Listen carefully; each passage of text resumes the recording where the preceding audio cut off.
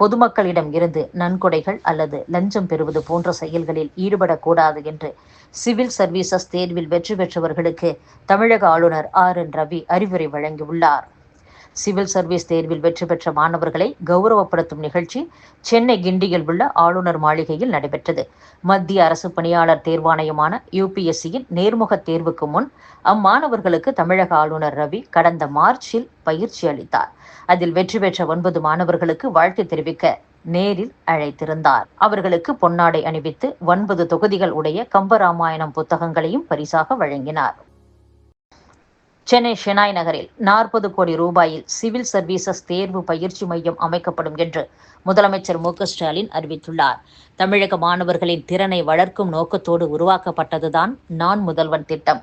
அத்திட்டத்தின் கீழ் எடுக்கப்பட்ட பல்வேறு முயற்சிகளால் அகில இந்திய சிவில் சர்வீசஸ் தேர்வுகளில் தமிழக மாணவர்களின் தேர்ச்சி விகிதம் அதிகரித்துள்ளது. கடந்த 2016ஆம் ஆண்டு வரை சிவில் சர்வீசஸ் தேர்வுகளில் தமிழக மாணவர்கள் அதிகமாக தேர்ச்சி பெற்றனர். இந்நிலை மாறி 2021இல் 27 மாணவர்கள் மட்டுமே தேர்ந்தெடுக்கப்பட்டனர். தமிழக அரசு மேற்கொண்ட தீவிரமான முயற்சிகளின் பயனாக இந்த ஆண்டு தமிழகத்திலிருந்து 57 மாணவர்கள் பல்வேறு அகில இந்திய பணிகளுக்கு தேர்ந்தெடுக்கப்பட்டுள்ளனர். இவர்களில் 50 பேர் நான் முதல்வன் திட்டத்தில் பயிற்சி பெற்றவர்கள் என்பது கூடுதல் மகிழ்ச்சி அளிப்பதாகவும், நான் முதல்வன் திட்டத்தின் இந்த வெற்றியை தக்க வைக்க வேண்டும், அது மட்டுமல்லாது தேர்வில் வெற்றி பெறுபவர்களின் எண்ணிக்கையை மேலும் உயர்த்த வேண்டும் என்றும் முதலமைச்சர் மு.க.ஸ்டாலின் கூறியுள்ளார்.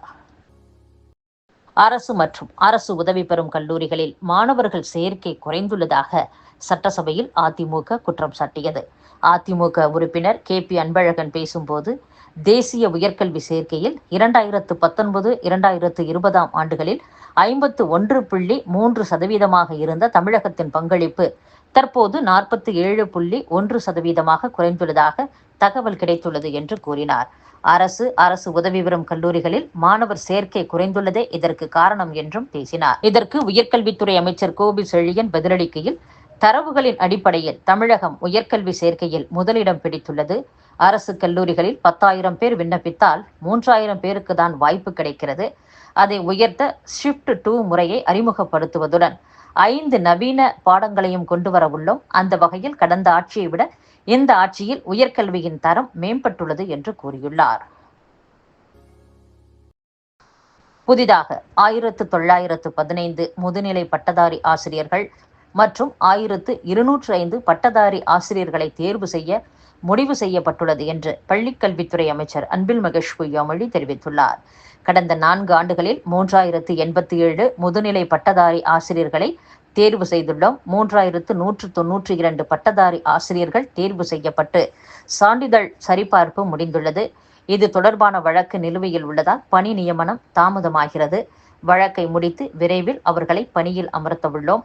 கடந்த 11 ஆண்டுகளுக்கு பின் 2868 இடைநிலை ஆசிரியர்கள் தேர்வு செய்யப்பட்டு சான்றிதழ் சரிபார்ப்பு நடைபெற்று வருகிறது என்றும், இந்த ஆண்டு 1915 முதுநிலை பட்டதாரி ஆசிரியர்கள் மற்றும் 1205 பட்டதாரி ஆசிரியர்களை தேர்வு செய்ய முடிவு செய்துள்ளோம்.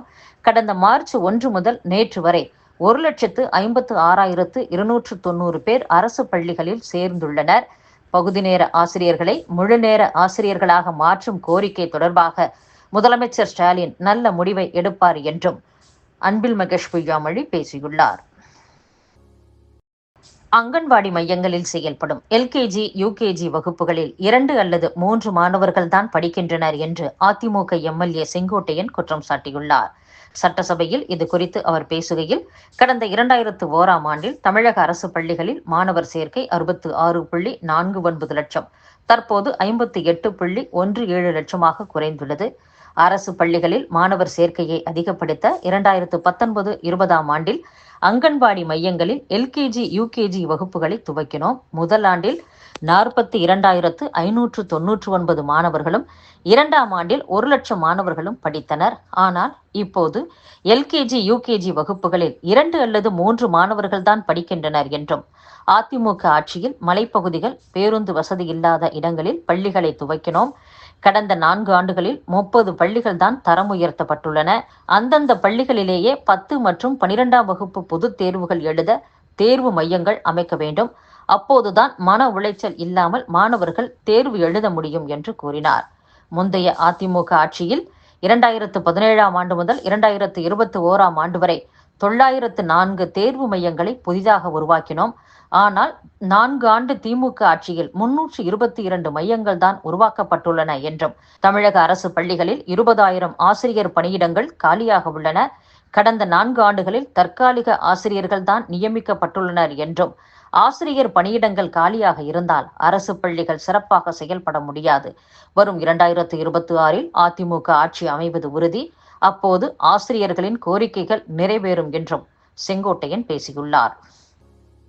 பகல்காம் தாக்குதலை ஒட்டி கத்தார், ஜோர்டான், ஈராக் உள்ளிட்ட இஸ்லாமிய நாடுகள் மற்றும் அரபு நாடுகளின் கூட்டமைப்பு இந்தியாவுக்கு நேசக்கரம் நீட்டியுள்ளன. கோத்ரா ரயில் எரிப்பு சம்பவத்தில் குஜராத் மாநில அரசு மற்றும் தண்டனை பெற்ற குற்றவாளிகள் தரப்பில் தாக்கல் செய்யப்பட்ட மேல்முறையீட்டு மனுக்கள் மீது மே 6 மற்றும் 7ஆம் தேதிகளில் இறுதி விசாரணை தொடங்கப்படும் என்று உச்சநீதிமன்றம் தெரிவித்துள்ளது.